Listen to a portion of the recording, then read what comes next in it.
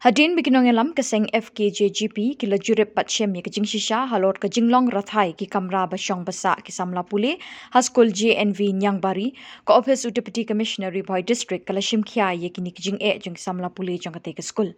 katkum ka khubor balayo nakaliang ko office u deputy commissioner ka Riboy kan penlong ye kejing lek thokit de ki priu sarkar hapok kani katayo menta ki officer nakatanak PHE but food safety kin lek pet benyak kejinglong jingman ko bat kasyat katiu hakani ke skul basa ki kena puli. Nakaliang ki bor senchar district kila kular pan pensuk ya kasyong kesa jeng kisamla puli hakani ke skul. Ni nakaliang keseng hadin binglawan jurip ketika atmuri tarik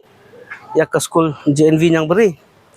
Tim tasi layo ban pak ru kejing tho sa deputy commissioner badiru chairman jo ketika skul ba ulakular yangi hapo stio ban ule ejindon kam ban penbiang swa ya kita gijintuna ibala la face lagi kena skul mo. Yang mentah ong ba unsasim initiative BD bukan ya unsasim gigi klik unsalik kenduk unsalik surprise visit yang ketika school but ong ba unsap haru ya kita ki food inspector but nakaliang ke PHE department ban pej ya ka apa dia umbam di ketika school